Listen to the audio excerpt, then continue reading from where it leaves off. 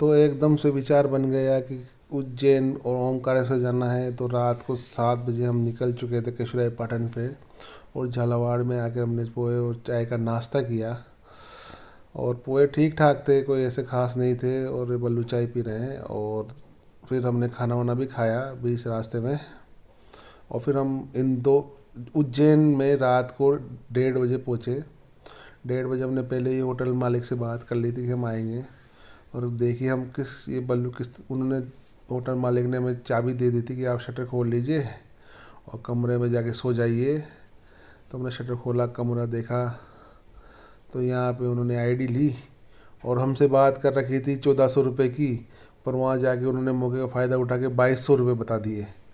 तो हमने वो कमरा कैंसिल कर दिया और हम वापस से उज्जैन महाकाल की सड़कों पर निकल चुके थे कमरा लेने के लिए। फिर होटल सुंदरम में हमें 2000 में 5 के लोगों के स्टे के लिए रूम मिल गया।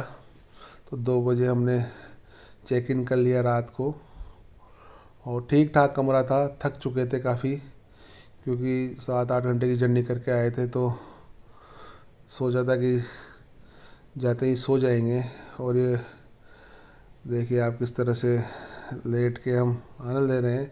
पर मुझे रात भर नींद नहीं आई, और फिर सुबह मैं उठा 6 बजे और चाय नाश्ता करने चले गए। भाई चाय पी लेंगे, सुबह सुबह खाना क्या, चाय पी के फिर हम नहा धो के फिर हम महाकाल के दर्शन करने के लिए निकले। और ये सारे सामान हमने गाड़ी में डाल दिए, और गाड़ी नहीं निकले इसलिए हमने एक टेम्पो कर लिया, और महाकाल की गलियों में उनके दर्शन करने के लिए हम चले जा रहे थे। महाकाल से ज़्यादा दूरी पे हम नहीं थे। और देखिए किस तरह से हमने चंदन के टीके लगाए। महाकाल की चंदन के टीके किस तरह से लगाए, 20-20 रुपये में यहाँ पे लगा देते हैं, कोई ऐसी बड़ी बात नहीं है, सस्ता काम है इनका।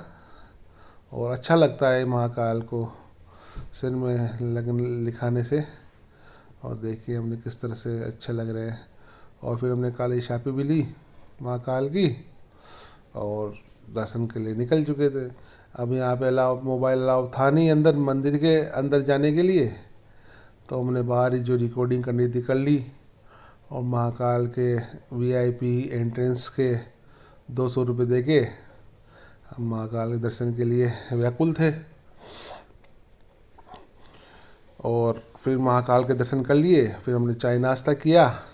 हमारा प्लान था इंदौर होके ओमकारेश्वर जाने का, तो हमने वहाँ पे उज्जैन में ही चाय नाश्ता पोहा कचौरी किया और ओमकारेश्वर के लिए निकल चुके हैं थे। तो ये इंदौर, तो फिर कपड़े भी नहीं थे, क्योंकि जल्दबाजी में कपड़े लेके नहीं गए। तो डीकैथलॉन में सोचा शॉपिंग कर लेते हैं, तो वहाँ शॉपिंग करने चले गए। और देखिए कितना बड़ा है डीकैथलॉन का जो वेयर हाउस है, वो बहुत बड़ा है। वहाँ पे हर तरह के आइटम मिल जाएंगे। तो मैंने एक कार्गो लिया और शर्ट ली थी, क्योंकि मैं लेके गया नहीं था। तो वहाँ पे मेरे नाप के कार्गो और शर्ट भी आ गए थे, तो पहन ली। और वहाँ पे मैंने पहली ज़िंदगी में पहली बार गोल्फ़ का आनंद लिया कि गोल्फ़ कैसे खेला जाता है। और देखे पहली बार मैंने गोल्फ़ की बॉल देखी और स्टिक देखी, और खेला भी सही, थोड़ा सा ट्राई किया, पर कुछ हो नहीं पाया। और डीकैथलॉन का टूर लिया मैंने, क्या क्या मिलता है क्या क्या नहीं मिलता है यहाँ पे डीकैथलॉन में। तो देखिए आप किस तरह से मैंने देखा। यहाँ पे ये बोतल्स हैं, शेकर हैं, टेनिस बॉल हैं। काफ़ी बड़ा था, काफ़ी बड़ा, 500 बाई 500 स्क्वायर मीटर में फैला हुआ था। और काफ़ी सस्ते सामान मिल रहे थे। डेकेथलॉन का एक ब्रांड है डेकेथलॉन। और ये कैंप जो पहले ज़िंदगी में कभी नहीं देखी थी, वो आज देखने को मिल रही थी। कैंप लगाने के लिए टेंट हाउस था। फिर हम निकल चुके, ओमकारेश्वर की तरफ निकले, तो वहाँ पे बहुत बड़ी बड़ी घाटियाँ थी, और बीच में शनि देव नवग्रह मंदिर के दर्शन किए, नमदादे के पास खाना वाना खाया, और ओमकारेश्वर आ गए हम। यहाँ पे हमने घाट वाट देखे। देखिए आप बिराज फिर आज देखिए आप। और काफ़ी अच्छा लग रहा था कि ओमकारेश्वर उज्जैन में महाकाल के दर्शन हो गए, ओमकारेश्वर दर्शन भी करेंगे। तो उधर हमने नर्मदा नदी में बोट ली और नदी पार करके माँ ओमकारेश्वर के दर्शन के लिए निकल गए। सारों में बहुत उत्साह था कि एक माहौल सा बन गया था, उत्साहवर्धक माहौल बन गया था। किस तरह से करना है, क्या करना है। महाकाल के दर्शन के बाद ओमकारेश्वर दर्शन भाग्य वालों को ही मिलते हैं। और नदी में जयकारे, शिव जी के जय महाकाल जय ओमकारेश्वर के नारे लगाते हुए हम ओमकारेश्वर मंदिर की तरफ पहुंच गए। देखिए वहाँ बैठे हमारे बुलवाते हैं, लाइन पे हम चले, ये नाव से उतर कर हम दर्शन के लिए चले गए। दर्शन कर लिए, फिर हम वापस पार्किंग की तरफ चले गए।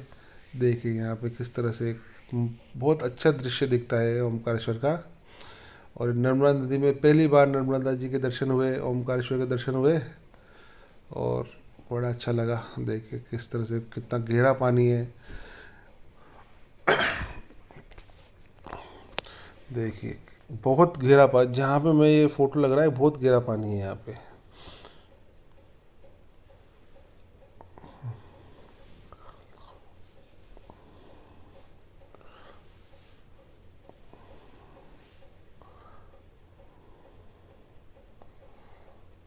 और देखिए नदी का बहाव बहुत तेज है। हमने पूछा नाव वाले से कि कितना खतरा है, कि उन्होंने कहा कि बैलेंस बना के रखना पड़ता है, बोट में खतरा बातें काफ़ी होता है। बहुत सी बोट डूब चुकी है, यात्री भी। ये देखिए बल्लू किस तरह से आनंद होकर नाच रहा है। देखिए जैन साहब मस्त होकर नाच रहे हैं। वहाँ बैठे हमारे बुलाते, ये देखे आप यहाँ पे हमारे ओमकार सर।